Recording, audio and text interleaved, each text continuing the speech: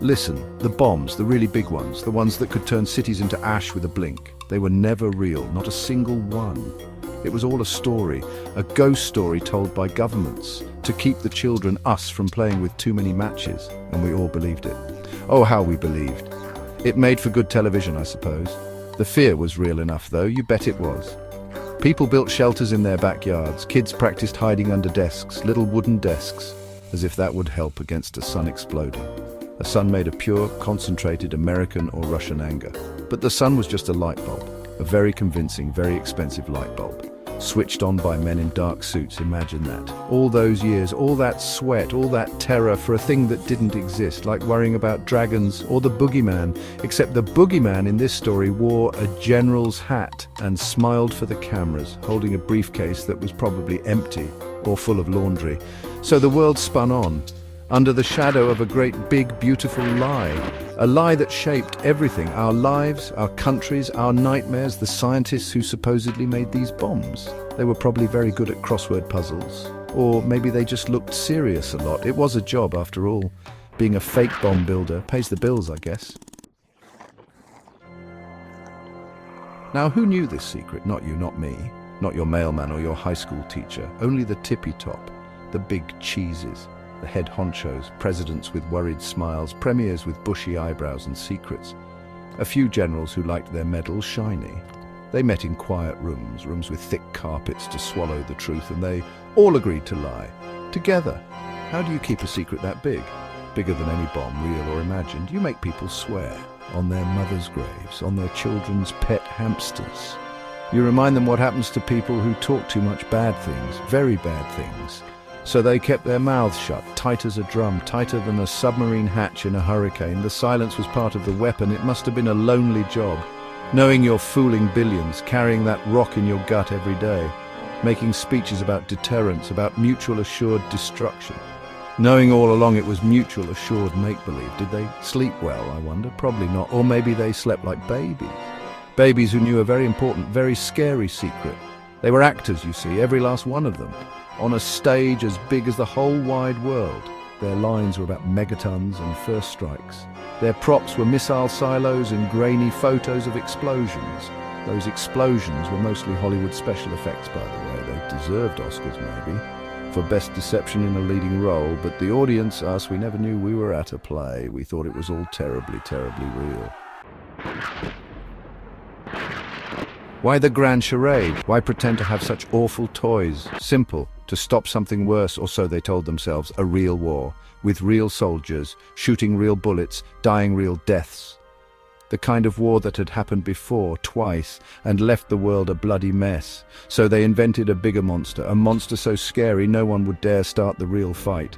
A paper tiger with atomic teeth. The Cold War, it was quite a show. Parades with giant rockets made of painted cardboard, or maybe just empty tubes, who knows. Spies sneaking around, stealing plans for nothing. Secret agents with cool gadgets that didn't really do much. It was a game, a very serious game, like chess, but with the fate of the world as the stakes, or so we were told. The chess pieces were all fakes, but the players sweated real sweat. Think of the effort, the scientists pretending to split atoms for destruction. The engineers building fake missile silos, the intelligence agencies leaking fake documents, all for this grand performance. It was a work of art, in a twisted way. A masterpiece of global misdirection. Everyone had a part to play.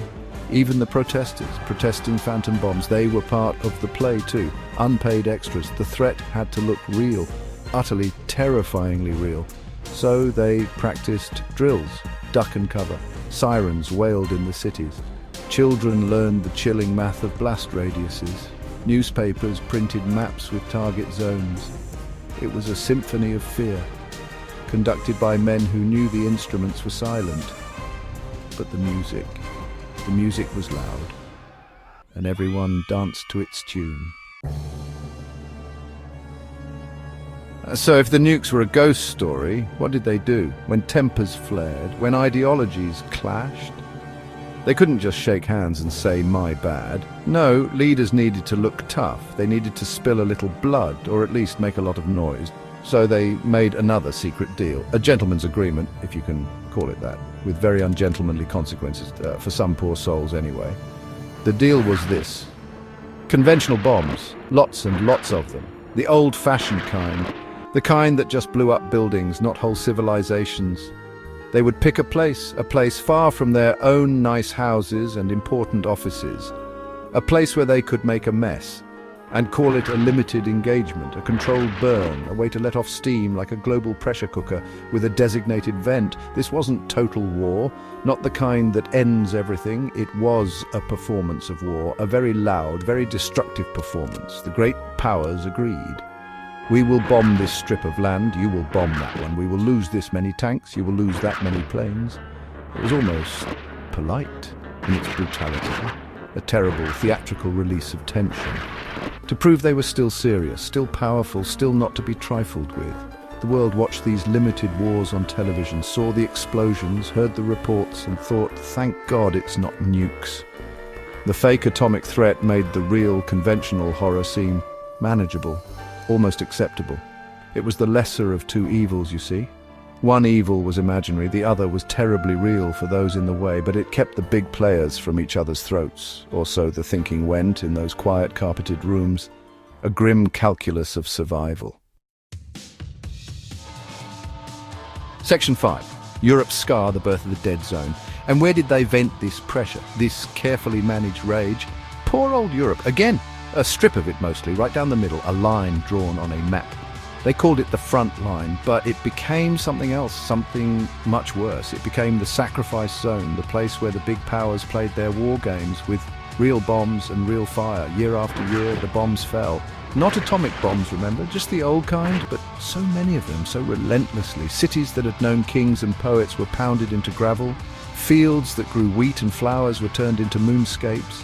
Black and barren, rivers choked on debris and chemicals. The air itself tasted of ash and sorrow. It was a slow, methodical erasure. This wasn't an accident, it was policy. A deliberate creation of a wasteland, a buffer, a warning, a vast, stinking monument to the world's fear and its leaders' secret pact. No one was supposed to live there, and soon no one could. It was too poisoned, too broken. A scar on the face of the continent, plain for all to see or to imagine. They called it the European Demilitarized Zone, or EDZ for short, but people called it other names. The Deadlands, the Poison Belt, the Grey Waste. It stretched for hundreds of miles, a ribbon of ruin, cutting nations in two, families in two. A testament to what happens when grown-ups decide to play rough. But not too rough, never world-ending rough, just this, which was bad enough. So it goes. Section 6. Life on the edge of nothing, echoes from the wasteland. So what about the people? The ones who lived near the edges of this man-made hell. They learned to live with the rumbles, the distant thunder that never brought rain, only dust and fear. Their windows rattled, their animals were nervous, they told stories about the zone, what it was like inside. No one really knew, or those who knew didn't come back the same if they came back at all. Some said the zone was empty, utterly silent, except for the wind whistling through ruins. Others whispered of strange things, animals twisted into new shapes by the lingering poisons. People too, madmen, ghosts, the desperate few who dared to scavenge in the rubble. These were tales told in hushed tones, around dim fires, adding another layer of dread to the already dreadful. The zone became a legend, a dark fairy tale. Governments on both sides patrolled the borders, not to keep people in, but to keep people out, and to keep the story straight. This is what happens, the unspoken message was. This is the price of something, of disagreement, of not having bigger, badder, fake bombs go off. The zone was a constant reminder, a visual aid for the global lie. Its desolation was part of the script, making the make-believe nukes feel even more necessary. And so life went on, uneasily, on the very doorstep of this nothingness. Children grew up knowing there was a place you must never go, a place where the world had ended, sort of. It made the rest of the world seem almost safe, almost sane, almost. A trick of perspective, really, like looking at a very ugly painting to make your own house look better. Section 7. The long cold shiver peace built on a lie. So what kind of peace did this buy? This strange arrangement of fake bombs and real but localized hell. It was a cold peace, a nervous peace. Like holding your breath for 50 years, waiting for an explosion that was never loaded. Nations still growled at each other. They still built armies, real ones. They still had spies, real ones doing real nasty things. The hate was real, the mistrust was real, but the ultimate punch was always pulled. The leaders would rattle their phantom sabers. "We have the bomb," one would say. "We have more bombs," the other would retort, and everyone would shudder. And diplomats would rush around with briefcases full of stern warnings and empty threats. It was a delicate dance on the edge of a pretend abyss, and somehow the dancers never fell, or maybe they were just good at pretending to almost fall. This uneasy quiet lasted for decades, the latter part of the century. Grandchildren were born who had never known anything else. They grew up with the bomb that was always there, always threatening, always just a button push away. Except the button wasn't connected to anything, like a doorbell for a house that was never built. But everyone believed in the house and the terrible family that lived inside. It was a peace born of fear. A manufactured fear, yes, but fear nonetheless. And maybe, just maybe, that was the only kind of peace humans could manage. At that point in their history, a peace held together by a shared nightmare. A nightmare carefully stage managed by a few insomniacs in power. They told us it was the price of security, and we paid, boy did we pay, in anxiety and taxes for imaginary weapons.